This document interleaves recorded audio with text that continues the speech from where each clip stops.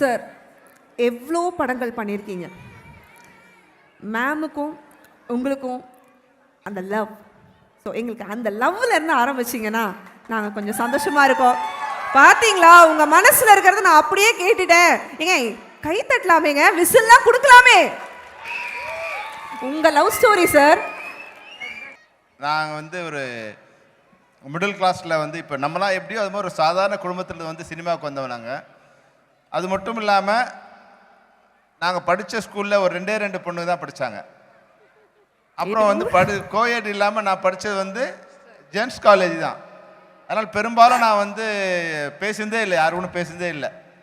அப்புறம் வந்து சினிமாவுக்கு வந்த பிறகு என்னோட டார்கெட்டே சினிமா தான் இருந்தது. அதனால் என் கண்ணுக்கு முன்னாடி பெண்களோ பணமோ புகழோ எதுவுமே எனக்கு தெரியாது. அதனால் யாருக்கிட்டும் நான் பேசுனதே இல்லை. முதல்ல டைரக்ட் பண்ண பிறகு ஏதாவது சொல்லணுன்னா நான் வந்து என்னோடய படம் இல்லாமல் அது ஹீரோயின்ஸே பெரும்பாலும் இருக்காது இல்லைங்களா. அதனால் அப்படி ஹீரோயின்ஸ் இருந்தால் கூட நான் வந்து என் அசிஸ்டண்ட்கிட்ட தான் டைலாக் சொல்லுவேன், அவங்க தான் போய் சொல்லுவாங்க. அதுபோல் தான் எனக்கு வந்து லவ்ங்கிறது என்னோடய வாழ்க்கையில் 2ஆம் நிலையாக தான் இருந்தது. அது வரைக்கும் வந்து ரோஜா வர வரைக்கும் வச்சுங்களேன். அப்புறம் வந்து நான் ஒரு லவ் சப்ஜெக்ட் எடுக்கணும்னு நினச்சேன். புலன் விசாரணை, கேப்டன் ப்ரோவானதுக்கப்புறம் ஒரு லவ் சப்ஜெக்ட் எடுக்கணும். ஏன்னா ஆக்ஷன் படம் எடுத்தால் அது ஹீரோவுக்கு தான் அதனுடைய கிரெடிட் போயிடும். என்ன படம் ஹிட்டானாலும் வந்து அந்த ஹீரோவுக்கு போயிடும், டைரக்டர் பெரும்பாலும் வராது. அப்போ லவ் சப்ஜெக்ட் எடுத்தால் தான் நமக்கு வந்து பேர் கிடைக்கும்னு நினச்சேன். ஆனால் அதில் வாழ்க்கையே கிடைக்கும்னு எனக்கு தெரியாது.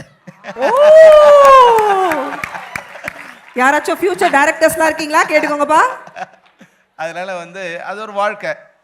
ஆனாலும் வந்து என்னென்னா நான் அந்த பின்னாடி போய் லவ் பண்ணி துரத்தி அப்படிலாம் என்னோடய லவ் இல்லை. எந்த ஒரு மெச்சூர்டு லவ் வந்து நான் வந்து இவங்களை பார்க்கும்போது ஷீ இஸ் வெரி இன்னசென்ட். அவங்களுக்கு ஒன்றுமே தெரியாது. அவங்க அப்பா அம்மா அண்ணன் இவங்களோட தான் வருவாங்க. எனக்கு பார்த்தா பிடிச்சது. முதல்ல வந்து நான் அவங்க அப்பா கிட்ட தான் கூப்பிட்டு சொன்னேன், இது போல் உங்கள் பொண்ணு எனக்கு பிடிச்சிருக்கு.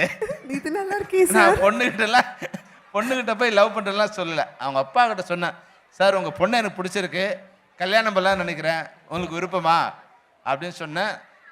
அவருக்கு கொஞ்சம் ஷாக்காக இருந்தது. அப்புறம் நான் அதுக்குள்ளே ஒரு கொஞ்சம் பழகியிருந்தேன், என்னை பற்றி விசாரிச்சிருக்கலாம். அவர் வந்து என்னோடய பையன்கிட்ட பேசி சொல்கிறேன்னு சொன்னார். ஒரு 1 மந்த்து கழித்து அவங்களாம் பேசி எனக்கு ஓகே சொன்னாங்க. அதுக்கப்புறமா தான் நான் வந்து ரோஜா கிட்ட அம்மா உன்னை பிடிச்சிருக்குமான்னு சொன்னேன். மேம் நீங்கள் சொல்லுங்கள் மேம். ஏன்னா என்னதான் பசங்க நமக்கு வந்து ப்ரப்போஸ் பண்ணாலும் லவ் சொன்னாலும் அந்த ஃபீமேல் டச்சுன்னு ஒன்று இருக்கும் இல்லையா, பிடிக்காம நம்ம வந்து ஓகே டக்குன்னு சொல்லிட மாட்டோம். நீங்கள் எப்படி சாரை லவ் பண்ணி எப்படி ஓகே வீட்டில் சொன்னதால் சார் சொன்ன மாதிரி சொன்னீங்களா, இல்லை எப்படி உங்களுக்கு உங்களோட லவ்? நான் வந்து ஒரு டாம் பாய் மாதிரி. ஸோ வீட்டில் செல்ல பிள்ளைனால ஒரு பெண்ணு மாதிரி வெக்கப்படுறதோ அதெல்லாம் எனக்கு தெரியாது. ஒரு டாம் பாய் மாதிரி எங்கள் அண்ணாக்கு ஈக்குவலாக ஒரு ஃப்ரெண்ட்லியாக தான் எங்கள் அப்பா வளர்த்துருக்காங்க. ஸோ அதனால் அந்த லவ் கிவ் எதுவுமே எனக்கு தெரியல. ஜாலியாக பேசுவேன், ஜாலியாக இருப்பேன். ஆனால் செல்வா சார் வந்து ஃபர்ஸ்ட் டே ஷூட்லேருந்து நான் அவரை பார்க்கும்போது அவர் எப்போவுமே என்கிட்ட வந்து டைலாக் சொல்லலை. அதனால எனக்கு அவருக்கு அவ்வளோ பேச்சுவார்த்தை கிடையாது. ஸோ ஒரு செகண்ட் ஷெட்யூல் நினைக்கிறேன், எங்கள் டைரக்டர்னு நான் ஒரு திருப்பதியிலேருந்து ஒரு லட்டு ஒரு பெருமாள் ஃபோட்டோ எடுத்து போய் கொடுத்துருந்தேன். எனக்கு அது நல்லா ஞாபகம். ஒரு இன்டர்வியூவில் கூட சொல்லியிருந்தார், நான் வந்து எங்கள் director already 2 super duper hit films கொடுத்துருக்கு, இந்த படம் கூட ஹிட் ஆகணும்னு நினச்சி நான் கொடுத்துருக்கு. ஆனால் அவர் அது லவ்வாக நினச்சிட்டு லவ் பண்ணிட்டார்.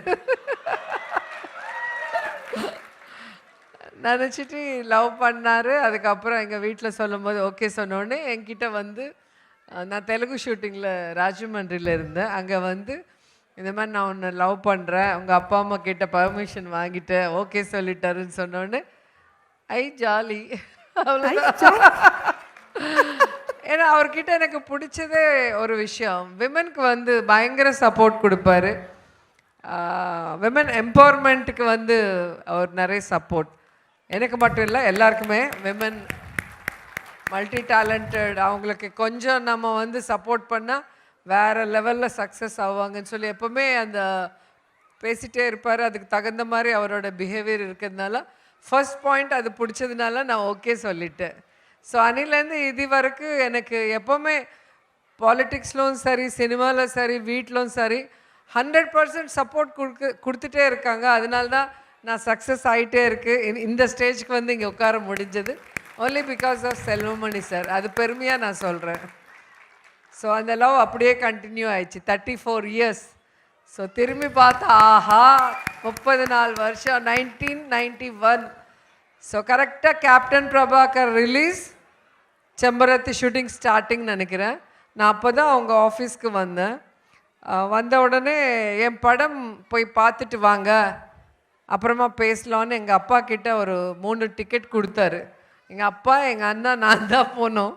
ஸோ படம் பார்த்த உடனே அந்த செல்வமணி சார் பேர் போன உடனே அந்த தியேட்டர் ஒரே கிளாப்ஸு, விசில்ஸ் எல்லாம். ஓஹோ, பெரிய டைரக்டர் போல இருக்குன்னு அப்போ தான் எனக்கு தெரிஞ்சது. நான் பார்த்த முதல் தமிழ் ஃபிலிம். அதுக்கு முன்னாடி தமிழ் டப்பிங் நிறைய பார்த்துருக்கு. மணிரத்னம் சார் படமெல்லாம் திருப்பதியில் ஓடும். ஸோ தெலுங்கில் பார்த்துருக்கேன், ஆனால் தமிழில் ஃபர்ஸ்ட் மூவி. ஸோ பெரிய டைரக்டர், ஓகே நமக்கு இந்த சான்ஸ் கிடச்சா நல்லா இருக்கும்னு நினச்சேன். வந்த உடனே ஃபோட்டோ ஷூட் பண்ணாங்க. அந்த கேரக்டருக்கு நீங்கள் கரெக்டாக இருக்கீங்க ஓகேன்னு சொல்லி அனுப்பிட்டாரு. ஸோ அந்த லவ் அப்படியே தெரியாமல் உள்ளுக்குள்ளே இருந்திருக்கும். அவர் மேலே ஒரு சாஃப்ட் கார்னர்.